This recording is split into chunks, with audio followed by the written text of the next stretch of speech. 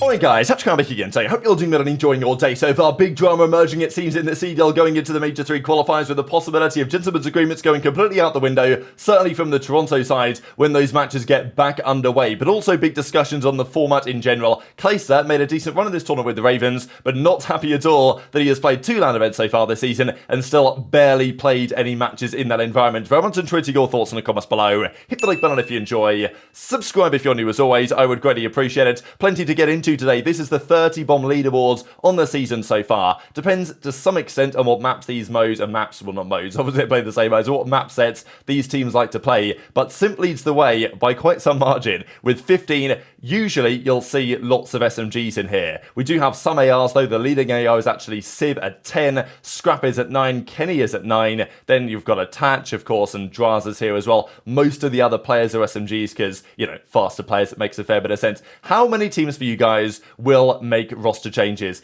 To me, there are 5 that should, definitely, and I don't know if all of those 5 will. So the top 4 teams, we can exclude them, they're not going to make any moves. Minnesota Rocket, I think, should make a change. I think Awakening, they've got to think about that really seriously at the moment, and there's even an argument that they could consider changing Vivid as well, just because they come as a bit of a package deal, not necessarily a package deal, but those are kind of boys, team with each other before. I think there's a chance that if one goes, the other might go as well. If you do get rid of Vivid, you're going to need a fast SMG. It's something for them to think about whether a one-man change is enough, let's say, for the Rocket team. So I think they should make a move.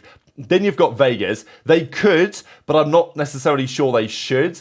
Okay, Purge didn't do great at the LAN, really. He had a bad series against Toronto, and yes, he did absolutely throw that round 11 against the Ravens, but I still think Purge has been a positive impact on the team. He has some leadership qualities that he brings to the roster, and I think that he does make the rest of the team play better. So I don't think it's a guarantee that if you upgrade Purge in terms of like ability or whatever, and even where you go for that is a question in and of itself, the team gets better. I think they should probably stick. If I was Vegas, I'd probably bring on like a substitute, but they're not going to do that. But that's probably what I'd do to put a bit of pressure on, at least show that they're thinking about things. But, you know, I doubt they'll do that. Ravens could consider a change, but I think at this point, because Fellow and Clay play well at the LAN, I don't think anything's going to happen there, especially after a good top 6. Probably same with Gorillas. They should potentially still consider putting Flames in, just to give him a go in one of their online matches or something, just to see how that would fare, maybe for Assault or something. But still, solid top 6. They've just got to find a way to get better online, Gorillas, really, because they're actually legit when they go to LAN. So those teams I think might stay. The other teams that probably all should make moves, like Surge, they've got to do something. I don't even want to discuss them anymore. Thieves, probably it's time for Afro to go. There was talk actually on yesterday's reverse stream, like whether Afro could just come in for the search and destroy and they bring someone else in for the respawns, which isn't the worst idea in the world. I think that you've got to have a really good team chemistry though to make that happen, because the idea of subbing people in mid-series, it works if you've got like a really strong 5-man unit, but if it's like your guy who you're going to trade out Fry's map 1, then he gets subbed out map 2 for Afro to come in for the search, Afro isn't really warmed up, then he, you know, maybe he does well in the search and then the other guy comes back in. I think that's a difficult dynamic to make work. Heretics will make a move, pretty sure. We discussed earlier today, Real is going to be out there, so presumably they're going to get rid of somebody else, and that's pretty much where we are. Will those teams I've mentioned actually make the moves that they need to? That is a question, but as I say, probably the Ravens are going to stick it out now. Going into the tournament, the pressure I thought was on these two gentlemen. Gwyn, no questions on his abilities. TJ Halley didn't have a great tournament, to be fair, down the stretch, but it was really on to see whether Clay and Fellow could turn up again on LAN, and that they most certainly did. Secured a top 6 placing. Clay was heartbroken to go out in the tournament in the way that they did, but I think it was, you know, they lost to the Subliners in the end. It was a close-fought affair. They could have potentially put up a better fight than they did, but getting top 4 so hard with the way the league currently is. But the good news for the Ravens is that potentially their future scenario is going to change, because they are going to be in North Carolina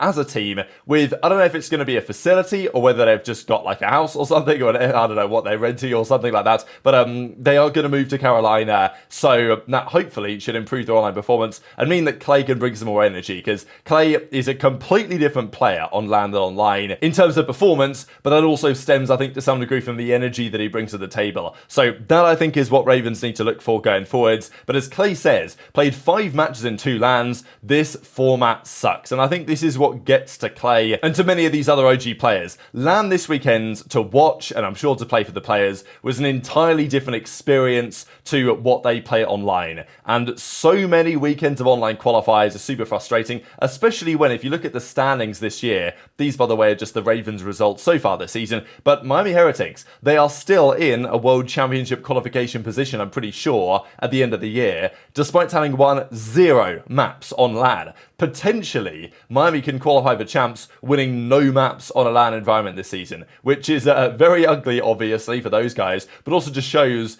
online is still massively important. So the Ravens, they've not had a great start to the year, but they have turned it around a bit over the last couple of weeks. And on LAN, they are a better team. Like this loss to Surge at the major, they really should have beaten Surge there. And this major, they ended up getting top 6. And then, sure, they got 3-0 by New York, but they at least had a chance in that series. But just I wanted to compare 7 online matches, 2 at the major. 7 online matches, 3 at the major. Even if, from a points perspective, it's equivalent pretty much between LAN and online this year because they've boosted the LAN kind of numbers of points you get, it's still not anywhere near good enough. This, for example, is FaZe, just to show that if you go deeper in tournaments, yes, you play more games on LAN, but even for FaZe, they've still only played 9 matches on LAN at the 2 majors, which, you know, okay, maybe that's okay, but it ain't anywhere near as much as people were playing back in the day, and we'll see that in a second. So, just effectively the way this format works, back in the day, pool play used to happen at the events. They would do pool play on the Friday, Saturday morning, and then they would play the bracket Saturday afternoon, Sunday. That's how it would be. The qualifiers are basically pool play, but it's done over weekends of online matches because it's cheaper and more efficient to do it that way, I suppose. My ideal scenario from a formatting perspective would be something to the effect of more LANs, obviously, have a LAN every probably like 3 weeks, if not every month at a bare minimum. So do like, you know, 8 LANs at least over an 8-month season. That would be the way to do it. And then every weekends between when there's no LANs, play some online tournaments, like a 2K or 5K as it used to be back in the day. And then at the actual events, you do pool play there rather than like the weekends matches. You still get weekend COD to watch. You still get the tournaments. Like watching the 2Ks and stuff the pros would play online back in the day was great. And it was actually tournament environment rather than pointless online league matches. But just by comparison, right, this is Anaheim 2019 when E United, Clayster's team at the time, played, you know, they played 3 games in the group, then they played 4 games in the bracket, so 7 matches on LAN in a 3-day period. At the time, they had a pro league as well, so this was on LAN though, this pro league. In week 12, they played quite a few games there, so they still played qualifier games, kind of, at least seeding games, but they weren't massively relevant, and it was on LAN, not online. The playoffs, there was no groups there, they still played 5 games, and then the World Championship, they played 8 matches as they went on to win that tournament without losing a single one that event. So just goes to show what the situation used to be and unfortunately kind of what it turns out to be today. But I definitely wanted to discuss Scrappy's point of view on some of the drama this past weekend. Seems like the Subliners have been a bit of a cheesy team. Skyz was kind of like the first man to kind of break the gentleman's agreement for snaking on this Karachi map against Gorillas way back in December, whatever it was. And here is Sib. Maybe by the rules he's technically not snaking, but I think that he knows what he's doing here probably, and this is arguably a bit of a snake, and I'm not sure Pro was so happy about it. So Scrappy discussed this on the Sunday during the flank watch party, and then actually Zuma mentioned it on the show, that Scrappy is basically saying, after getting GAs broken against them by the Subliners, it doesn't seem like the pros are going to blacklist New York because they're a good team, which is so stupid, but it doesn't seem like there's any accountability if the top teams start to break gentlemen's agreements. So Scrappy has decided, you know what, Toronto, when we go back to online, we're just going to break the GAs and basically ignore this whole thing. So unless the commissioner can step in, it might be chalked. I will say that Scrappy came in during the watch party today, and he basically said that their team aren't following GAs anymore, and he's chalking that shit up because Dante stair glitched him, and he lost fucking composure. So, apparently GAs might be chalked unless the GA commissioner can figure something out.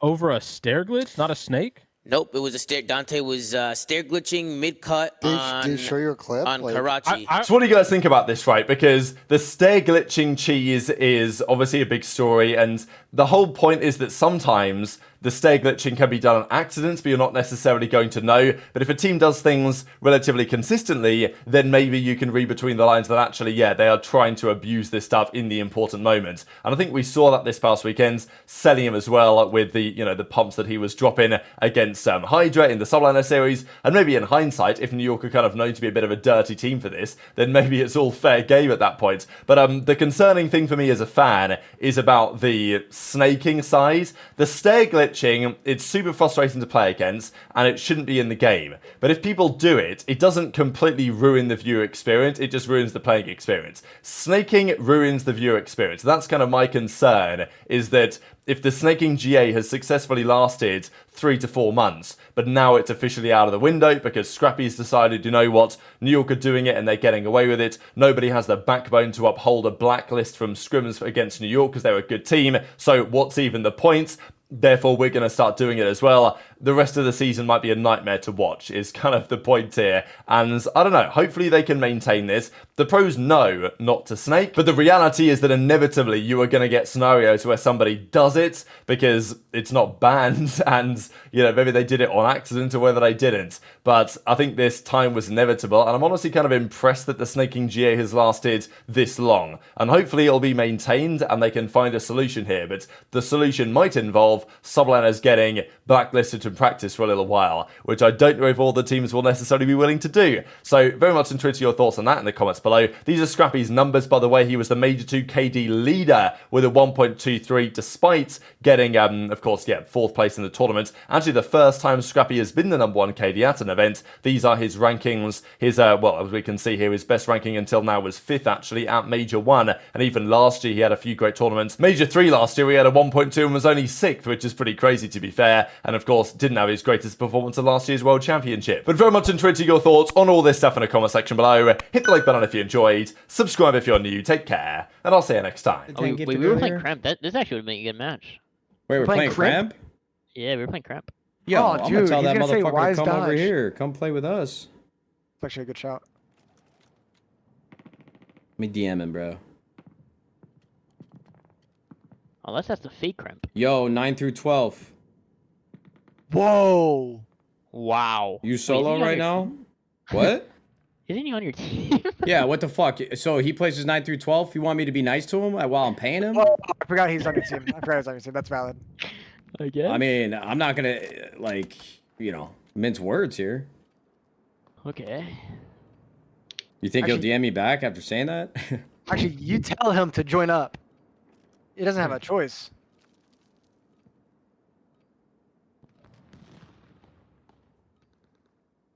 Bro could have 3-0'd FaZe, dude. Can't believe it. It really does look like